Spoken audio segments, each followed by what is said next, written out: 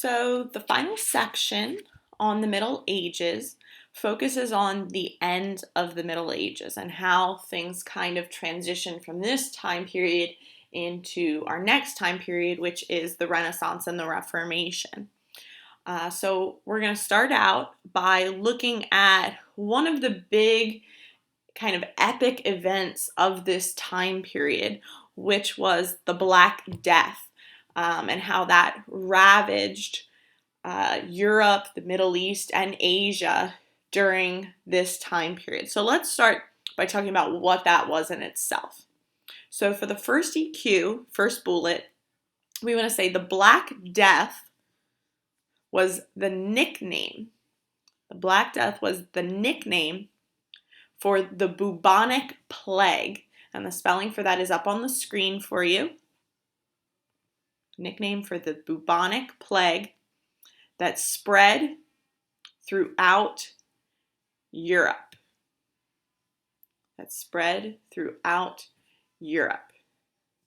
And when we're talking about a giant event that took place, the Black Plague and its spread was pretty much, started in Asia, spread across through the Middle East, through Europe, even to Africa to some degree. So we're talking about vast amounts of the population that were impacted by this disease. Now, let's talk about how it was spread. So for the second bullet, we want to say it was spread by rats.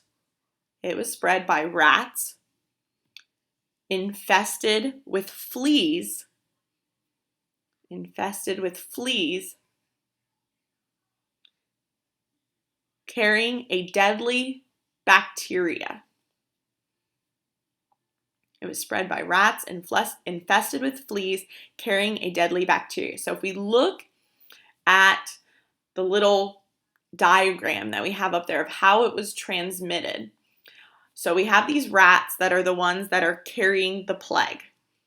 And on the rats are fleas. The fleas drink the blood of the rats. Then they take on the bacteria, the disease, and it multiplies.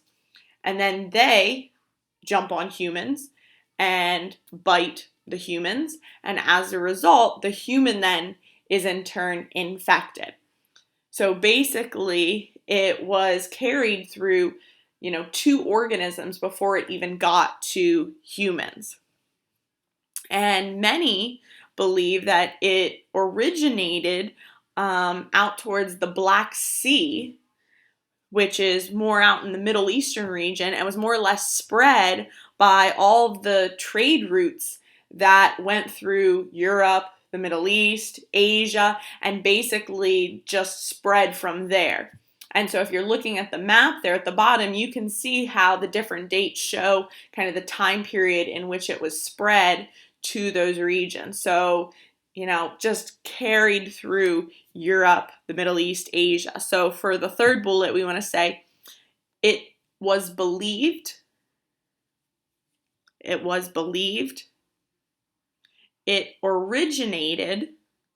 It was believed. It originated, Origined, originated in the Black Sea, and was spread by trade routes,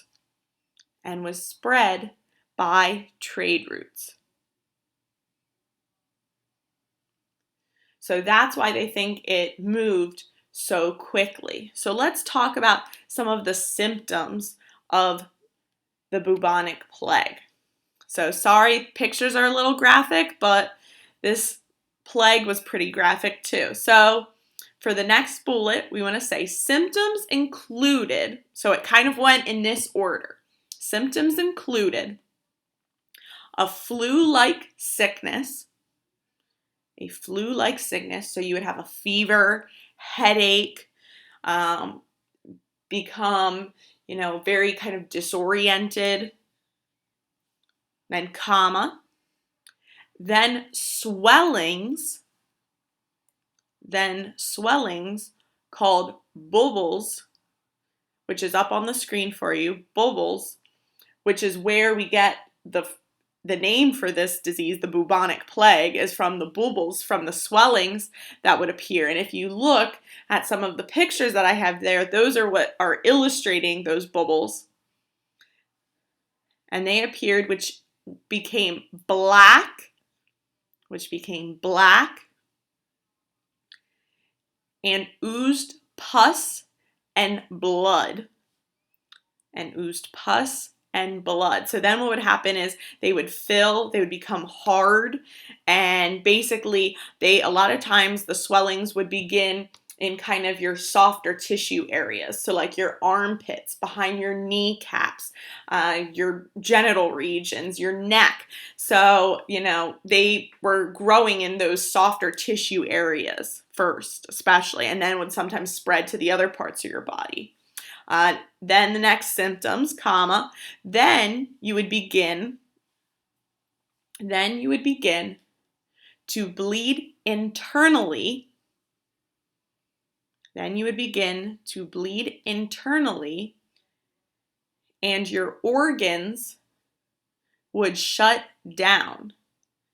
Then you would begin to bleed internally and your organs would shut down. So basically it would ravage your system, and then basically you would die from the fact that your system could not sustain itself. And like we're talking about wiped out huge amounts of the population because it was spread, very quickly. And so that is what we are going to look at now with an activity. So go ahead and pause the video, and I want you to go up and get a orange paper so that way I can explain to you the directions for the activity. So go ahead and do that now.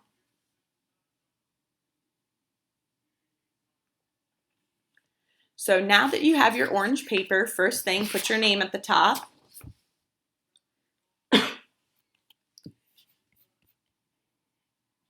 And what you're going to do is you are going to open Canvas.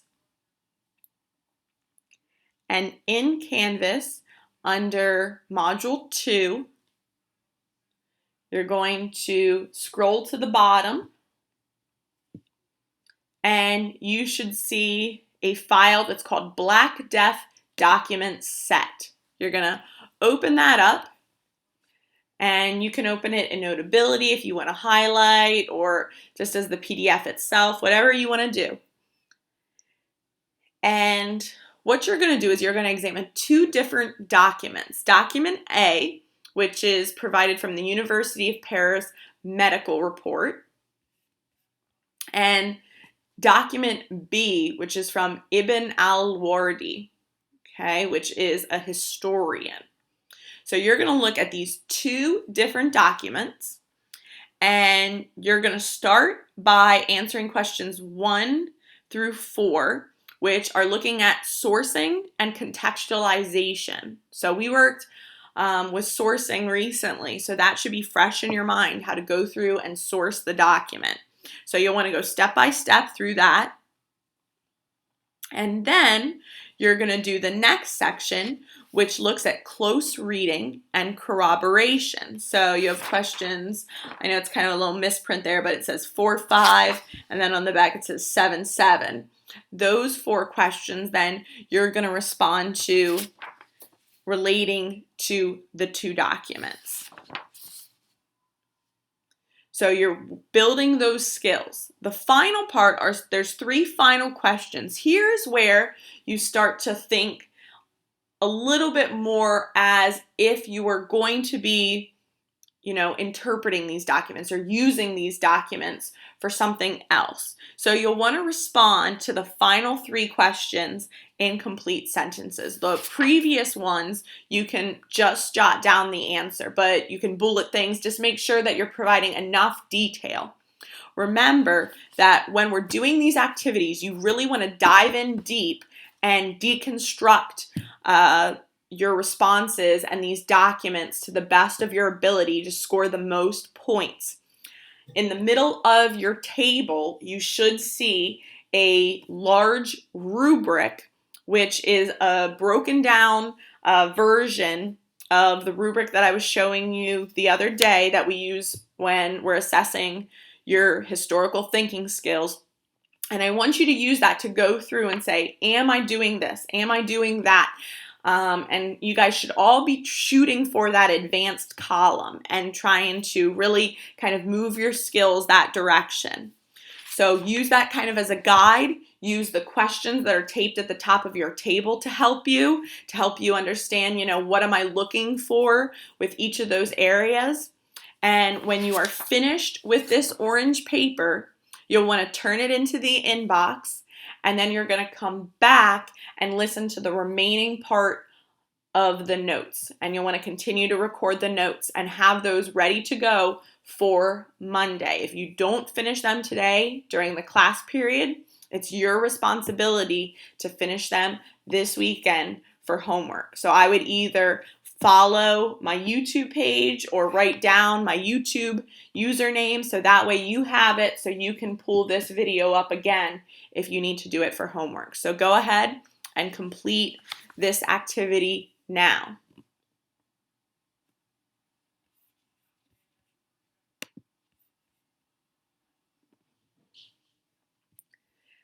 So at this point, if you are watching the video, you should have completed your orange sheet looking at what people during this time period that we're studying believed about the Black Death, how they understood it of this time. So let's talk about that now and jot down some very broad ideas of their understanding in our notes.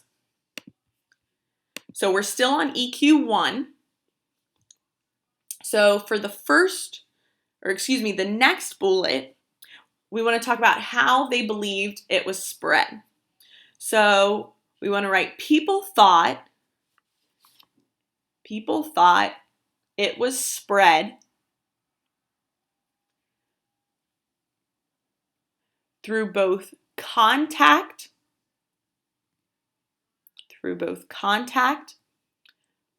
with open sores.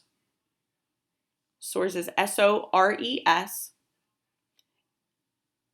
in cuts or wounds, with open sores in cuts or wounds, comma, as well as being transmitted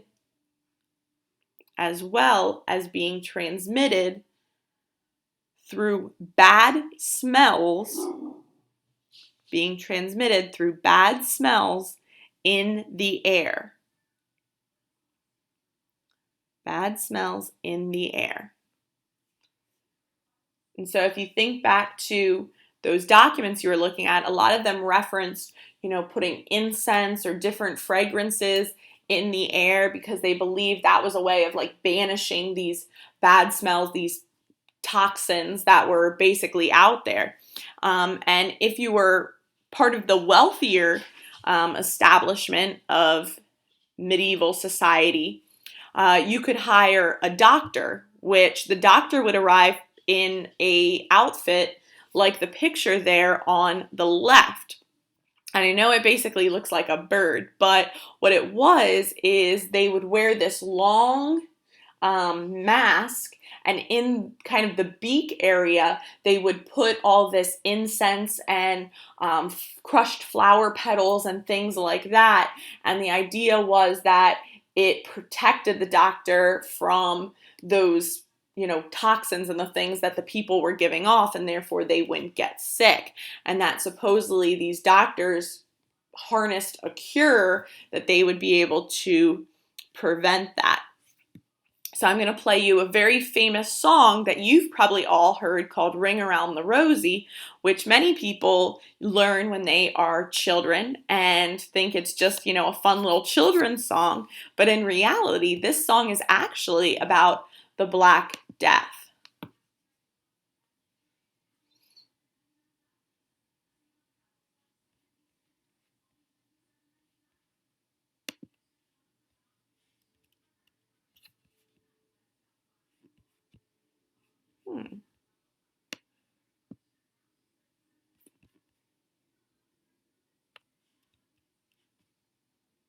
All right, for some reason it's not playing. So you can check that out on your own if you would like, because that has lots of good information in it. So if you Google Ring Around the Rosie Black Death, it'll kind of break that down for you, but basically kind of illustrating those same things. So they, have this understanding of, the Black Death as being transmitted through the air, being transmitted through the open sores and the wounds, and that was more or less the reality of how it was being transferred, was through open sores, was through the sharing of fluids, whether it be saliva or people sneezing on each other or coughing on each other. You have to remember that this time period, the medical advances were not like they are today. They didn't, concern themselves with germs like we do today with, all of the hand washing and, antibacterial stuff. People didn't worry about that back then. It was, you took a bath or a shower maybe once a month if you were lucky. So, very different time, and they didn't really understand how the Black Death was transmitted as well as we do now, looking back at, through modern medicine. The other thing that they believed was that, so this is the next bullet, people believed God. People believed God sent the plague as a punishment. People believed God sent the plague as a punishment. Then put a semicolon. So that was another common belief, and you might have picked that up in document B, that was their belief as well, is that, they thought, hey, we must have done something wrong. God is punishing us. We need to change our ways if we want to survive and, repent and do all these things. So that was also a belief. And then the final belief that they had, so after the semicolon, is we want to write, and others blamed Jews. And others blamed Jews for poisoning town wells. And others blamed Jews for poisoning town wells. So again, going back to a lot of times referencing Jews as scapegoats, that Jews are going to be killed in, large amounts for taking blame for this particular incident. So, that theme kind of brought back up again. And then as a result of the Black Death, this is the last bullet, it killed 1/3 to 1/2 of the total population of Europe.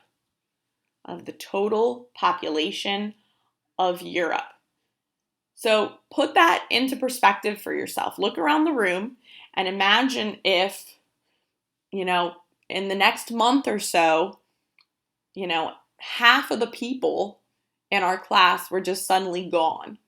That was the reality back then. And so people were living in these desolate, isolated villages where they had very little communication. They maybe wouldn't see another person other than maybe their own family members for long periods of time. And it really isolated people for a while. And so the Black Death really wreaked a lot of havoc on Europe. And so as a result, it had some really substantial changes. So one of the most important changes that it had was that in addition to the Crusades kind of bringing about more or less the decline of feudalism, the Black Death more or less put the final nails in feudalism's coffin. And so for question 2, we want to write down for the first bullet, as a result of the plague, as a result of the plague. The economy declined. The economy declined because there was less trade. There was less trade, comma, a shortage of workers, a shortage of workers, comma, and food prices dropped. And food prices dropped because demand was down. And food prices dropped because demand was down. So the main effect initially that the plague had was it created this huge economic depression in the Middle Ages at that time. But because of that, that is going to lead to the end of feudalism. And here's how. So this is the second bullet. Because of a shortage of workers.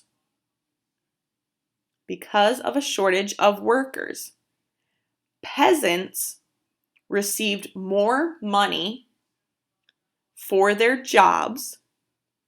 Peasants received more money for their jobs and were able to pay rent for land.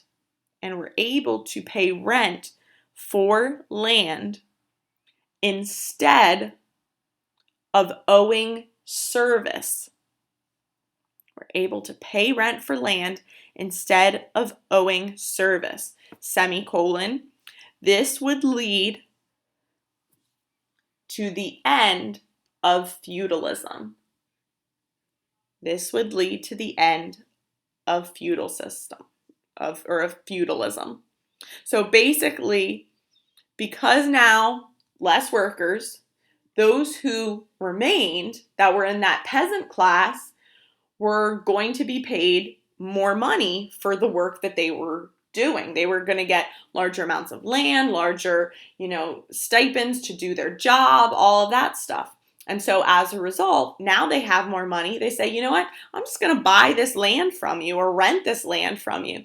We don't need to, have this, indebted kind of service anymore. We can just basically, be landlord and, worker. So that's what they did. And so that would kind of finalize the feudal system. So that was the big impact that the plague had, on top of the fact that it killed such a large amount of the population.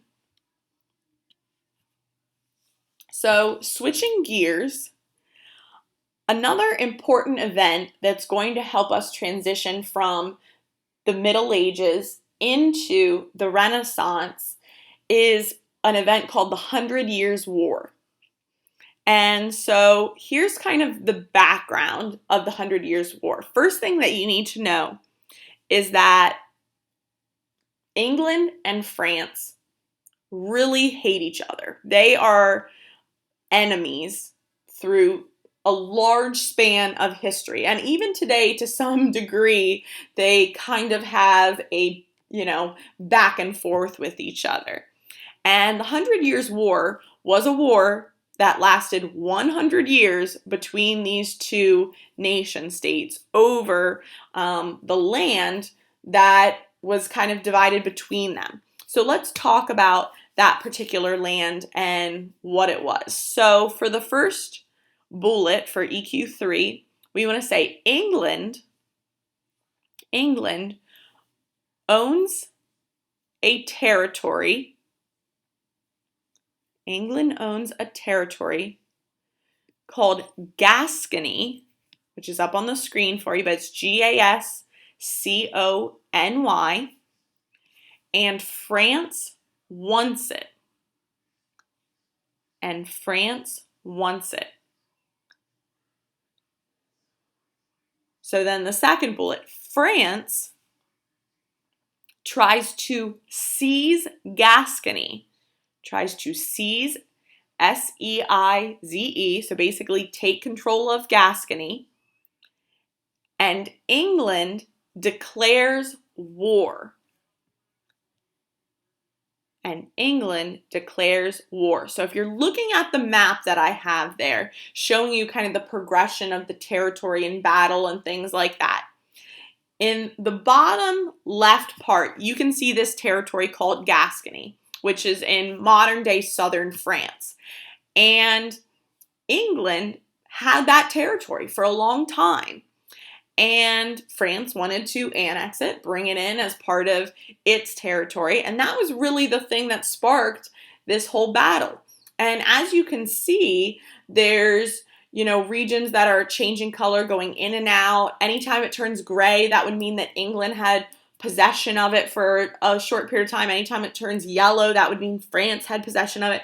So as you can see, it's going back and forth for a long period of time. And early on, the English were the ones that were victorious for a majority of the war. So for the third bullet for question 3, we want to write the English were able to defeat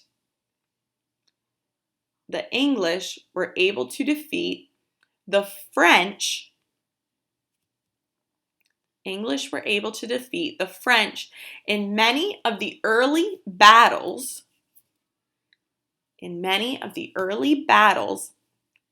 and took over most of northern France.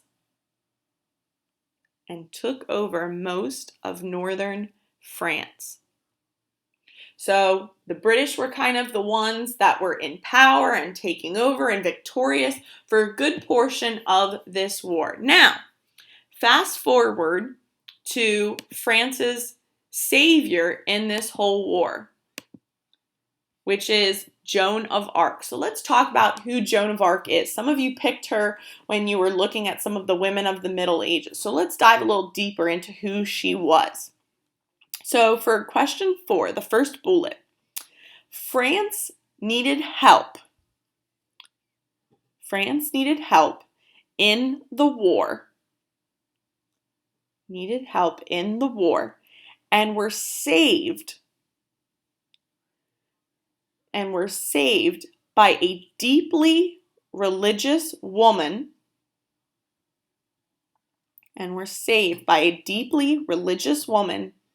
Named Joan of Arc.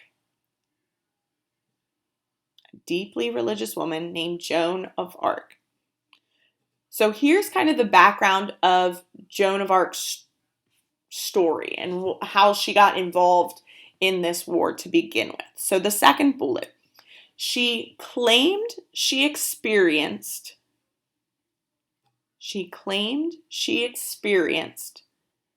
visions of saints.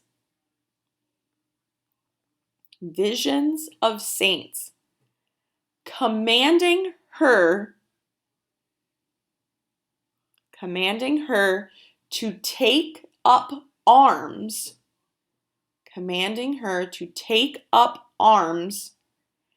And set France free. So she had these visions of saints coming to her and basically saying, you are the savior of France. And in order to save your country, your faith, all of those things, you need to become a soldier, become a knight, and go into battle and lead your followers into victory. And so that's what she did. She basically, like the picture there on the left, suited up in arms and rode on horseback into battle with the French soldiers. And at first, they kind of think, who is this woman? What is going on? But she, is very passionate. She's explaining her vision. And she really, the biggest thing that she does is she boosts their confidence because they had been losing. And all of a sudden, she comes in and kind of revives their spirit, revives their, attitude about, this is our country. We need to fight and take back our land and what's rightfully ours. And she boosts them to actually have a bunch of victories. So that's the third bullet. We want to say she led French soldiers. She led French soldiers into battle. Led French soldiers into battle and aided them in victory. And aided them in victory, which boosted their confidence.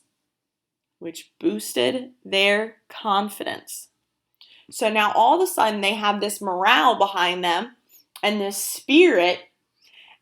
And when the English hear about Joan and the power and the grip that she has on the French, they become very fearful of her power. And so as a result, they capture her. And at the time, the best way to dispose of someone that you wanted to get rid of was to convict them of a crime.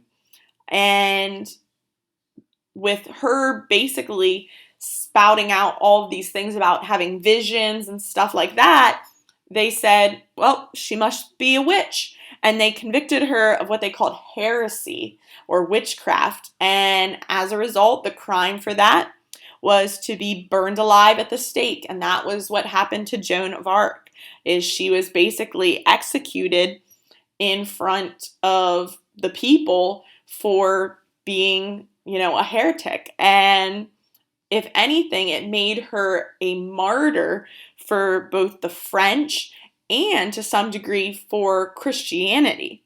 So for the fourth bullet, we want to write, Joan was captured by the English. Joan was captured by the English and was convicted of witchcraft. Semicolon. She was burned at the stake, and stake is S-T-A-K-E, for her crimes, comma, but would die a martyr. M-A-R-T-Y-R, for France. But would die a martyr for France. So in the end, her doing that would kind of push the French. And in the end, the French are going to defeat the British after 100 years of battle and win the 100 Years' War. So the final bullet is we want to say, in the end, the French would eventually defeat the British. In the end, the French would eventually defeat the British and win the 100 Years' War.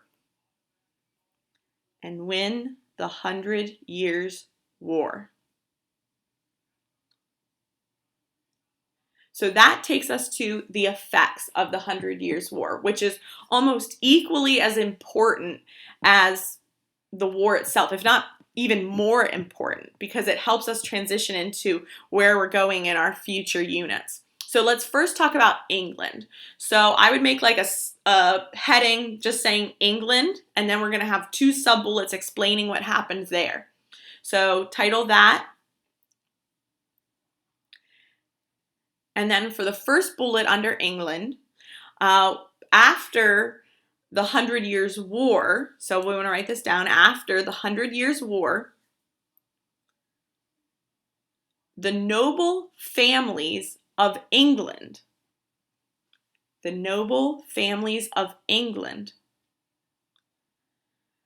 fought for control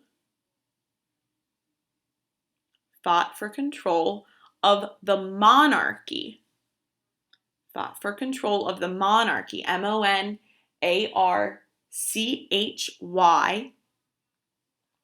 in the War of the Roses. In the War of the Roses.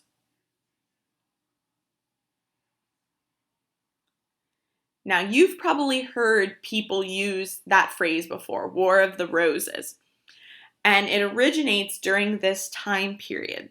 So after the 100 Years' War, England is kind of in disarray. It just lost the war, and there's this power struggle between the noble families to see who's going to take over and be the next King of England, because the King of England was basically dethroned after the loss, and it was just chaos.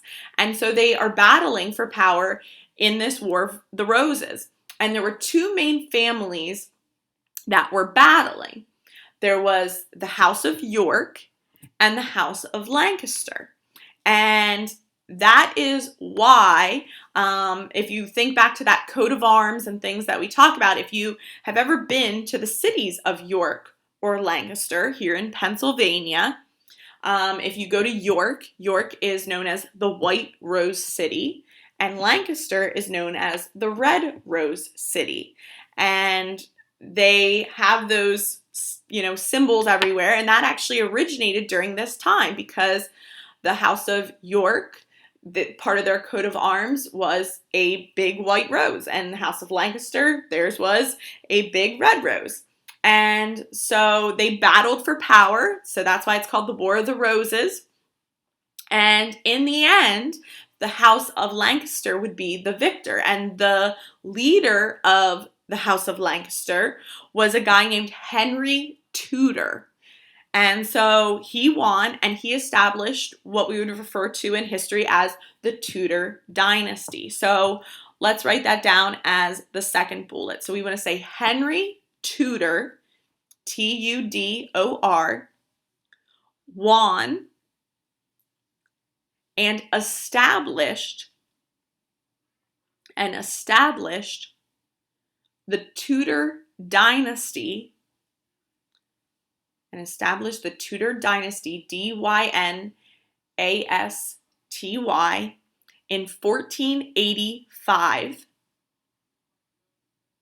in 1485.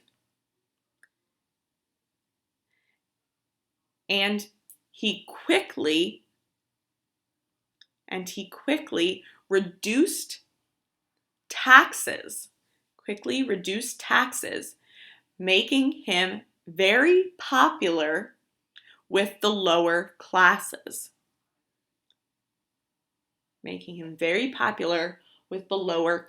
So Henry Tudor would establish a firm hold over England very quickly by doing that. And the Tudor dynasty, we're going to talk about more in our next unit, was substantial to shaping England and it's, what it is today.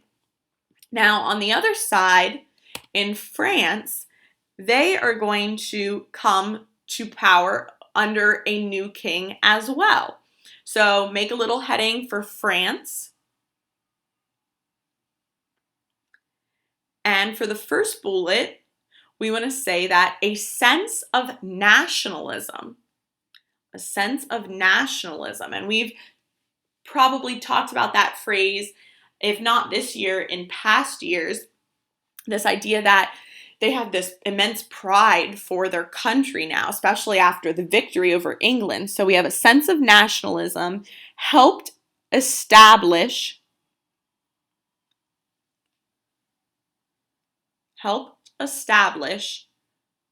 royal authority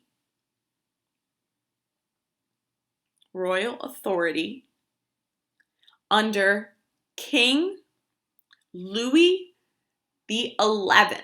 And we use Roman numerals when we're talking about the different royalty of this time, Louis the 11th. So that's where we get the XI. And then for the second bullet, we want to say Louis taxed people annually, ANNUALLY, U-A-L-L-Y, on their land,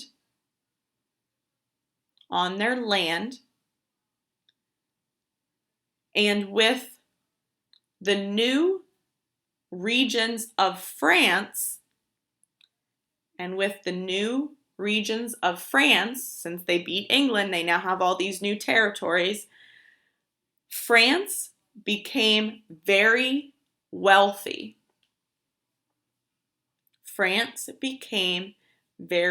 wealthy. And that's going to be important because Louis the 11th is going to be the beginning of a line of kings that are going to have a lot of money and maybe not sure what to do with it. So now that you are done with your notes, you'll want to hang on to these and we will take our Section 5 quiz next class.